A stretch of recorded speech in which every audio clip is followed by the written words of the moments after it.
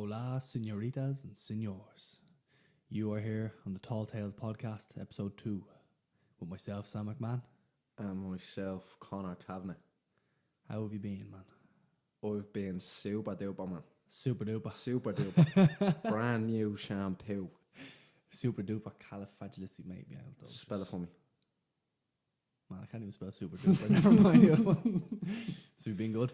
Been absolutely excellent, man. I'm having a wonderful day. A wonderful day. Oh, yeah, man. I've been so excited to sit down with you and have this conversation. Same as myself. Good. I got a donut earlier on. That's how excited I was. Oh, yeah? Man. But nothing. Oh. If you one thing you're going to get to know about me and Conor is that savoury is a way of life. Yeah. You can't cut that shit out. No matter what diet you're doing, no matter what way of life you're going at, can't cut out the savoury shit. Man, I know you're having a good run with the health food now. Yeah. And you're on a strict diet. But you're an undercover sweet tooth bastard. Right, man. How have you been, man? Pretty good. Got back from Bristol there the other day and had one of them fucking weird experiences on a plane. Ones that kind of leave you iffy, kind of leave you, that was pretty bagging, alright, man. Okay. So like I was on, do you know the Ryanair airplanes? I do. Do you know where they're shit? Like Pony. Fucking dirt. Well, they've released like a new fleet of them to try and improve their standards, right? So I'm sitting on this new plane and like it has dimmer lights on the ceiling and like it's real wide and shit. I'm like, this is like a fucking sexual man's lounge. Like this is class. So anyway, about like maybe 5 minutes after taking off, I'm slowly starting to doze off. Like I've been dealing with screaming kids. Like my sugar rush is coming to a critical low because I've just been eating. Oh, speaking of savoury food, you don't even want to know what I was eating over there. Okay, don't do that to me, man. Don't do that to me. Oh, I'll show you some pictures after Thank this. you. Like, oh. But anyway, so we're sitting there, and like I'm slowly, my eyes are starting to doze off, and there I'm about to go into fucking dreamland, about to see some fucking sexy Pamela Andersons up in the sky, you know. In her 20s, I hope. Oh man, I don't know. I Okay. kind of tip for her when she's late, though. Like, Yeah. You going for early? You going for Baywatch, Pamela Yeah, Anderson? you're just a milf hunter. A savoury loving milf hunter. I'm guilty as charged. I feel like you're a bit of a milf hunter as well. No, are you? I know. We're 3 minutes through this podcast. I know exactly what you were about to say there. You were like, yeah, I think you're into your older. And you're like, subconsciously thought, hang on a fucking minute. Connor's always into the younger women. What am I talking about? Yeah, I kind of stopped and just seen a load of 16 and 17-year-olds run through my head. Oh, right, okay, but anyway, so I'm about to doze off. No right? comment. Zero. Say fucking nothing, right? This is going on the internet. Oh, so I'm sitting there, right? I'm starting to fucking doze off. And I get this smell, right? I'm like, my God, something is cooking, right? And I was like, what is that? So I kind of slowly opened my eyes and realised that there's actually a bit of smoke coming up from the floor. Now, this is 5 minutes after taking off on a brand new spanking plane. They made sure to mention that when we got on the plane, actually. They were like, oh, this is the debut flight of this fucking Ryanair 72. And I'm sitting there like, fucking, come on, cunt. So, man, there's actually smoke coming up from the ground. So I still have my headphones in and I'm listening to Requiem for a Dream, right? Man, I swear to God, this played out like a movie because of my sugar levels being critically low and the fact that there was an air hostess full sprint towards me with Requiem for a Dream on. I was like, if I die right now, I don't even mind because this is awesome. But so this proper smell of smoke starts to drift through the, what's that, carriage or a fucking... Say, passageway. Yeah, through the passageway, and people are starting to get alarmed, and people are starting to go panic. Then the air hostess, who's obviously is on the last flight of her day, is starting to panic as well, and she doesn't know what to do. So I'm starting to think, all right, this is a brand new plane. Maybe we're actually fucking going down here. I turn to my right, and I'm thinking I'll get some moral support off my sister and my cousin who were beside me. Motherfuckers were gone. They were passed out. If we had died, they would have just drifted into. That's peaceful, man. I would say heaven, but I'm not going to go as far as to say that my sister probably won't go to heaven. Oblivion. Yeah, perfect. Leave her in oblivion. And my cousin go to purgatory. Right? They can chill there, like. But turns out, right, so there was some dude asleep and up, And it turns out that he's a big dude, and he stood on his bag and burst his vape pen, and he had a bag beside it, so the vape pen exploded and lit the book on fire that was inside his bag, right, man? So this guy's, so it was kind of it was an aroma of like tasty cherry mixed with death. Oh, okay. Do you know what I mean? Like there was a bit of, I could die, but this smells delightful. It's like, if I'm gonna get burned alive, I want it to be on like a patch full of Yankee candles. Just like a scent of me. Oh yeah, Sam smelled great when he died. But woke up, fucking opened his bag, and like there was a half burnt book and his vape, and like everybody kind of relaxed again and chilled back down. And there was like 3 American girls in front of me who were getting obviously an interconnecting flight. Yeah. Like from America, you stop in London and you go to Ireland, and they obviously met some dude in the airport, and he was terrible looking. He was like typical Irish. I mean, receding hairline, ginger, underweight, pale, smelly, alcoholic. I need to stop describing myself on the podcast. But he was sitting beside them talking to them, right? So after this whole commotion happened of the plane nearly going down, I was like, oh, I'm not going to get any sleep. I might as well listen to a few people. You know how we do that. Yeah, absolutely. We like to observe Observational motherfuckers. And listen, because you never know what you're going to hear. No. Some crazy shit. And this just so happens to be like on a funny side of crazy shit. So like this dude's chatting to these girls, and they're young, about maybe 20, 21, whatever age fucking Americans look, you know how they are. And they were wanted to go out in Dublin, and he was telling them all the great places to go, and that he can get them into here and this and whatever. And like this motherfucker is thinking, all right, I'm in here. So after about maybe 30 minutes straight of talking to these, I'm just listening to him and listening to how fucking piss poor his game is, and how there's just, these are giving him no signs whatsoever. And maybe 10 minutes before the flight lands, one of them goes, oh, so like when you're coming out tonight, can you bring 2 hot guys for us, like 2 of your friends? And like the dudes, he stood up, and his tail was just between his fucking legs. Yeah. And he walked off and sat down.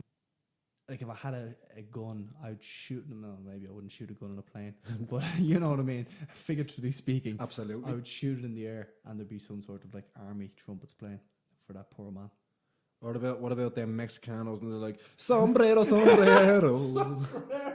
Da-da-da-da-da-da. Is it fucking the Liberace? No. Liberace's. Is that it? I feel like they're some kind of fucking terrorist group, man. I feel they are. I feel like, do you know where there's tacos, burritos, Liberace? No. Is that a type of burrito? Like I don't know, man. Tacos, fajitas, burritos. Enchiladas. Liberace. Enchiladas. And then maybe Liberace. Enchiladas is definitely in there. You know what, fuck it, we're just going to call it enchiladas. If you know, motherfuckers.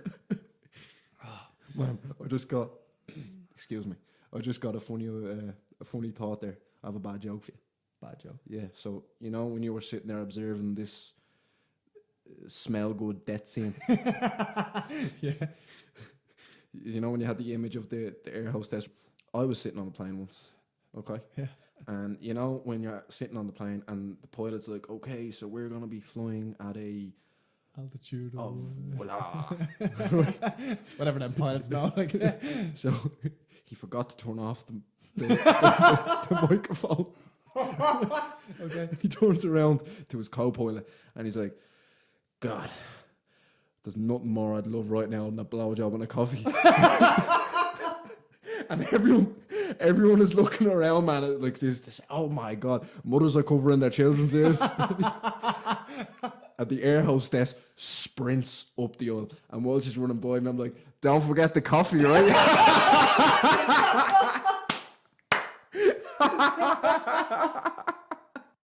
Oh man. So, shall we get down to this tale? Absolutely, man.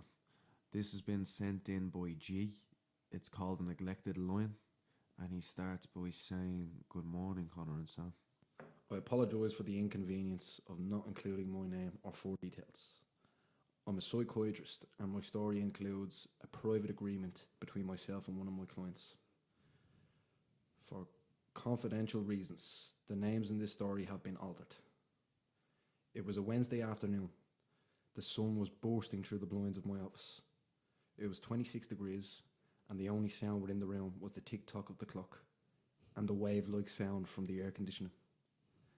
I had just finished lunch, which included a white toasted sandwich with some butter, chicken, lettuce and tomatoes. The clock struck 2 p.m. and it was time for my next appointment. I flicked through my client log to see who my next appointment was. Peter Goldsmith was the young man's name. He was 20 years old and was an orphan. He came from an abusive past and extensive neglection. I spoke with him on the phone previous to our meeting to get a real feel for what he wanted from me. Easier said than done now. A lot of my troubled clients don't believe in themselves and really desire nothing from the world. Cue the quiet knock on my office door. Already I was certain the young man lacked quite heavily in confidence. I told him to come in. I personally think it's better allowing the person to enter themselves rather than being granted entry from myself. Subconsciously, it allows the person to feel as if they're choosing to open this door for progress. In came this tallish guy with light brown hair and an untidy beard. His shoulders were slightly posed forwards as he walked. He wore a black jacket unzipped, and underneath was a plain white top. He had a pair of grey slim tracksuit bottoms on, with rough and ready black runners on his feet. He ever so slightly smiled as he closed the door and walked towards me. He greeted me with a firm enough handshake and thanked me for my time. I invited him to sit down whilst I prepared some paper and also my mind for the next 45 minutes. This was one of my favourite parts of the process. When a client sits in the chair quietly, they can respond in different ways. Peter sat and quietly took in his surroundings, not paying any attention to me. He'd look at a few of my certificates on the wall, then go on to study a painting above my chest of drawers. But what I found most intriguing was after the painting, he'd skip the highly decorated roof and chandelier, he'd ignore the grand table where we are both seated at, he'd be completely oblivious to the long couch against the wall. The only thing he concentrated on after the painting was the window. He'd study the rays of light squeezing through the blinds and probably asked himself why the blinds were down and closed on a day like this. He stood up as I was writing some notes down and casually walked towards the window. He pulled the shorter string down and released the sun into the room.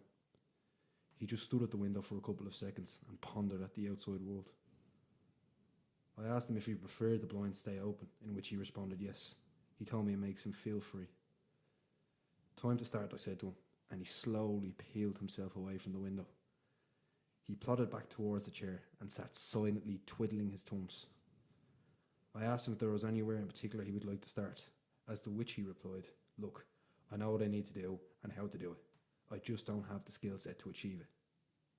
I won't lie, he took me by complete surprise. He was certain and sure of himself, even gazed directly into my eyes while he said it. "And what might that be?" I questioned him. "I lack self-belief, Doc.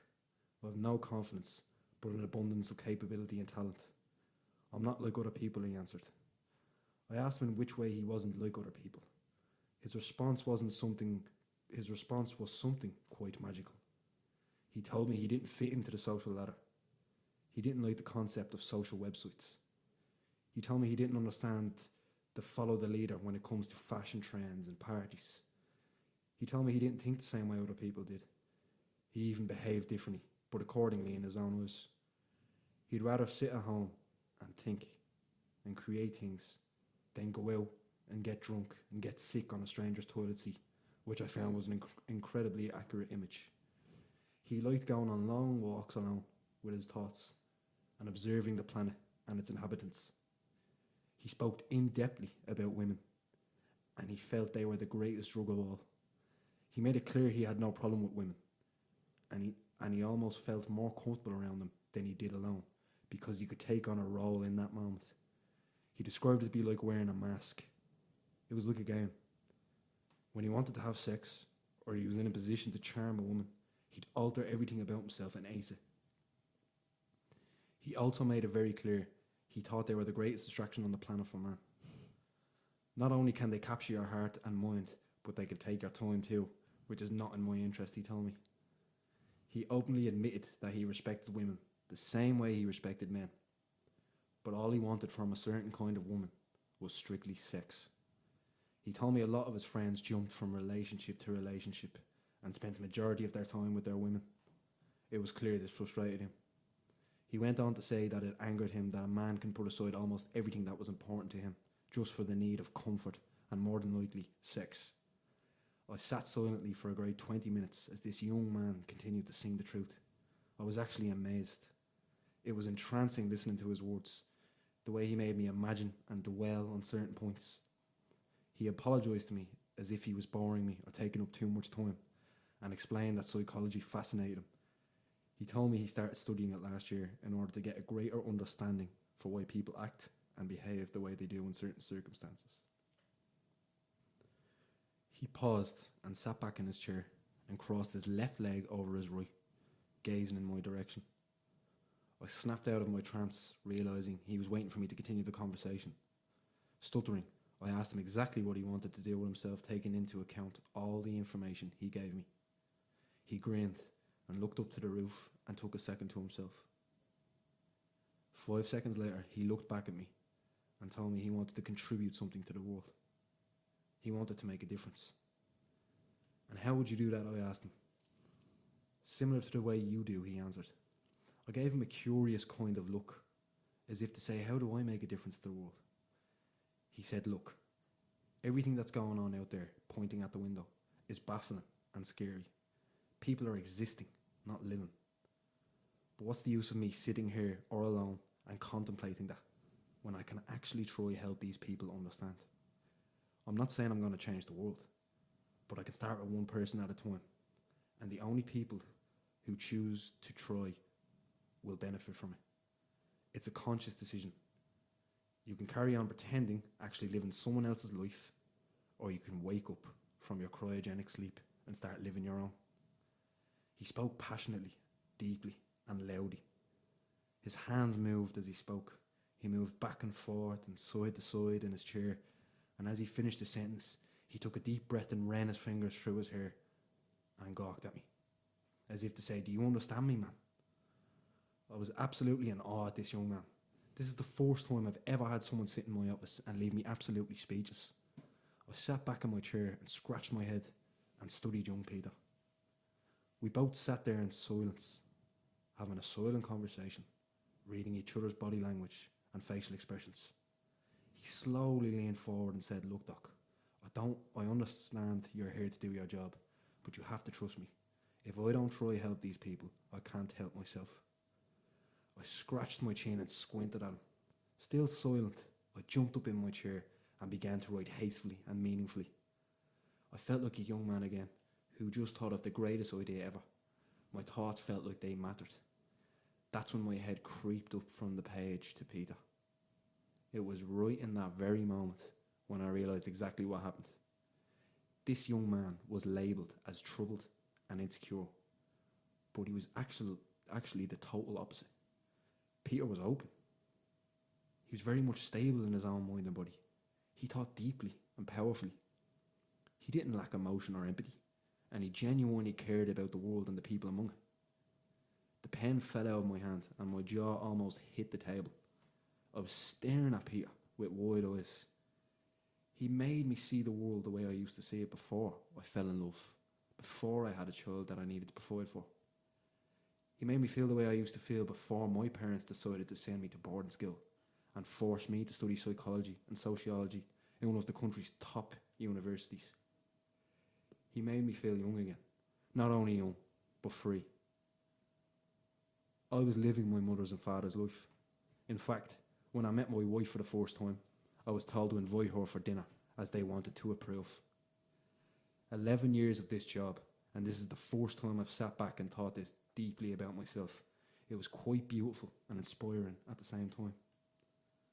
I understood in this moment that I needed to find myself. I looked at Peter and he sat completely still observing me. I looked at my watch and realised 60 minutes had passed since he walked into my office. I was beginning to get overwhelmed with emotions and thoughts. I was afraid, but I was sad. How have I let it get this far? Doc, do you think I'm crazy? Peter softly interrupted my thoughts, worried that he might have scared me off like he did everyone else in his life. It made perfect sense. People ran from Peter because they were faced with the truth in his presence. They couldn't stand to accept their decisions in life, who they are as people, so they mentally pushed them away. No, Peter, I replied. In fact, I think the complete opposite. I want to be very clear when I say this to you. You do not belong in my office, nor do you belong in any other psychiatrist's office. You're perfectly healthy mentally. You're very stable, and your desire is quite motivating. I burst into laughter, astonished that after all these years, it took 1 hour of this young man sharing his views with me to bring my soul to life. Peter, I can give you some information and a reference to go chase what it is you want, but I want to thank you for making me use my eyes to see and not just to look. He seemed absolutely puzzled. His eyebrows frowned downwards as if he was offending me. His head was leaning to one side as he tried studying me. He turned and said, "So you'll help me?" "Of course I will," I replied. I stood up, shook his hand, smiling from ear to ear. "I will be in contact with you within the next 7 days, Peter. Don't stop for anyone, and wait for my call," I told him. I walked into the door and watched as one of the most captivating young men I've ever met walked down the windy staircase that led to the exit of my building. I stood there alone for a handful of seconds, not really sure what I was thinking or feeling. I slowly closed the door and turned to look at my desk. It was time to make some changes, and I needed to start within first. I called my company and resigned, as to which they replied, "Have you spoken with your parents first?" It was total clarification that I was doing the right thing. Now it was time to go home and actually get to know who my wife is. Find out if I really do match her and feel love towards her. It was the following week, and I was a day late in contacting Peter. I rang his mobile, but there was no answer. I even went as far to drive to his address and knock, and still there was no answer. I couldn't let the young man down after what he did for me that day, so I rushed to my old office to see if there was more information as to where I could find him. I walked by my old receptionist, and she called me to tell me I had a letter dropped in by a Peter Goldsmith. Like a madman, I ran towards her and grabbed the envelope. I sat outside the building on the stairs, and I began to read Peter's words. "Dear Doc, I hope you get this sooner rather than later. I've decided to chase what I want and not let anything or anyone stop me. I've moved out of my foster house and chose to make a real difference in the world. It was only after meeting with you when I lay in bed that night that I realised I had already begun to make a difference. I can only assume as of now and say I helped make a difference in your life, but even if not, I made a difference to my own life. I got to know myself and really got a feel for what it would be like to help. I wish you all the best in the future, and once again, thank you for your time. Regards, Peter Goldsmith." I lifted my head and gazed into the sky as Peter's voice ran through my mind. I felt very grateful for meeting someone like him. People like Peter go down in history, similar to the great Einstein, Mandela, or Ali. He was one of the great ones. I slowly rised and every so slowly strolled down the street, taking in my environment. It was then I realised I had enough listening to other people's problems and trying to resolve them. It was time for me to resolve my own and identify my own problems. 2 months later, I was filing for a divorce. I could go through all the deep, dark details with you both, but that's neither here nor there.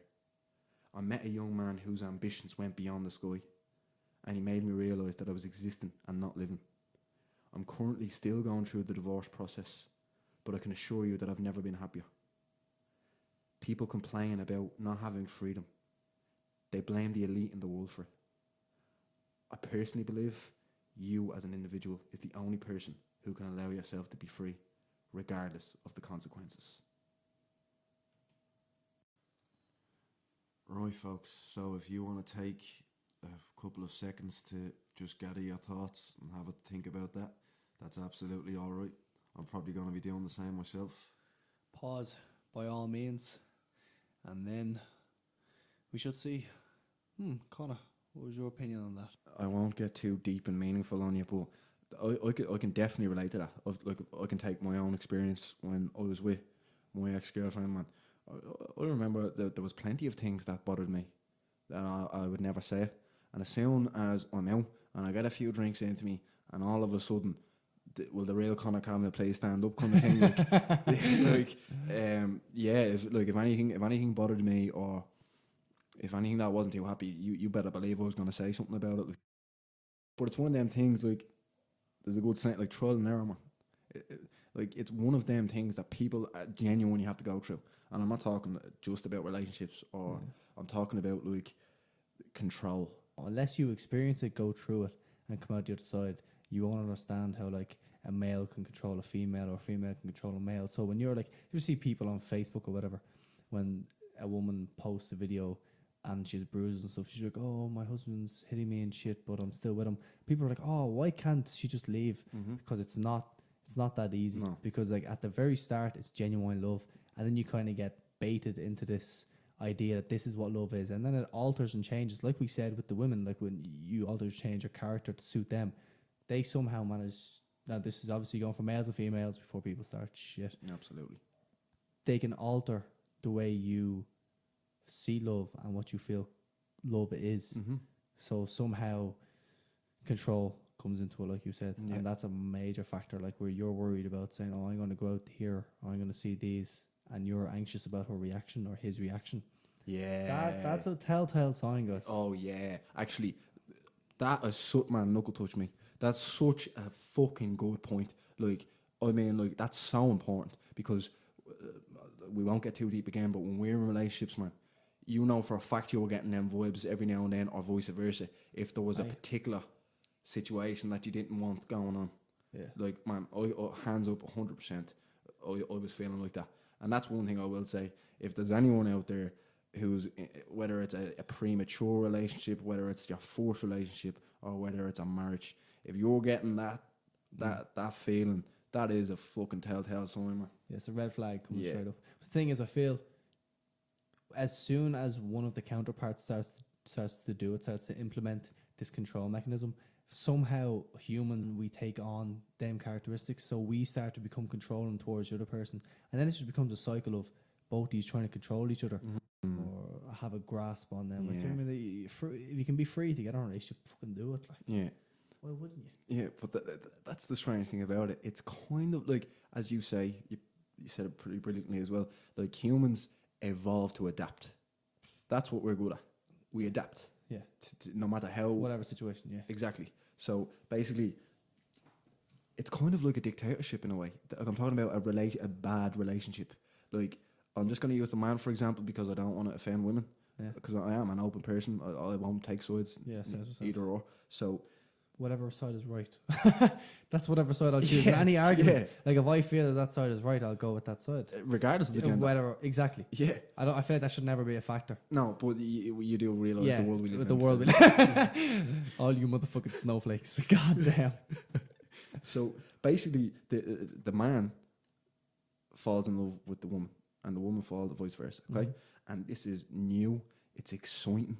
Like, they're willing to go anywhere. They're willing to meet each other anywhere. Like, oh yeah, no, I'll make my way into you. Like, don't worry about that. Like, oh, cool. Like, look forward to seeing you, right?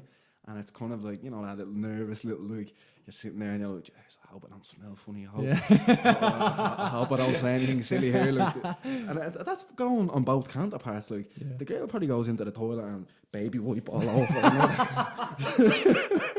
Change my socks quickly. But it changes so drastically. Like, it goes from something so beautiful and fun to all of a sudden it's like, oh, hang on a minute, that's mine. And I'm talking about the man to woman here thing. That, that's mine. Like, oh, I'm going out with, like, the girls, this, that, the other. Like, all right, yeah. And they're like, yeah, enjoy our night. And then, like, you know, there's some guys out there who will text her there, I'll ring her, why isn't she answering? Why isn't she out my message? So it's almost like, I'm your number one. Yeah, and don't forget that. Don't forget that. It's a dictatorship. It's completely. And that's when you say, like it's kind of almost like brainwashing in a sense. People, they start to control each other. It's almost like a competition. it's a case of that they don't know anything else, because what they thought was life changing in a sense, falling in love with this person, was actually the complete opposite, and they find it hard to understand, to accept that everything they sacrificed for, which is for this person, has now completely turned into a monster. And sometimes that can happen though. Like that, if that happens, that's okay, but you just need to kind of remove yourself from that situation. You do. There's obviously fantastic relationships out there that work, but if you go from a point of where you were trying to impress the person you're with to instead trying to oppress them, that's where the difference comes. Is that if you stop impressing them and oppressing them, it just becomes a destructive relationship. Definitely. But you know what I found, right? I find that if you can put in so much effort to impress another person and to go above and beyond for another person, why can't people put that time and effort into themselves as people? You know what I mean? That is the magical question. Yes, they go, yeah. It's the motherfucking... Like, no, but it's, you're so spot on. Like. But I don't understand why they can't. Like you said, like if you were fresh in a relationship, you don't have to be fresh. I'm sure there's a lot of relationships out there that are years down the line are still fresh. But like you said, you will make sure you smell good. You change your socks. You look the best you can. You feel the best you can for that person. It's just saying to me, well, you can't just take that and apply it to other things as well. Which I feel, which is when we say control in a relationship, another enjoyable yet destructive factor of a relationship is comfort. Yes. Comfort can fuck you up. Yes. Like you lose drive, you lose sense, you lose that sense of to impress as well. Like Definitely. you just kind of, It's almost, you do definitely lose a bit of independence there also. absolutely. Your comfort. Yeah. You're comfortable. You don't need to grow anymore. Should we wrap it up here then? Absolutely, man. I think I need time for some reflection. Says myself. Well, this has been Tall Tales with myself, Sam McMahon. And myself, Conor Kavanagh. Until next time. Thank you.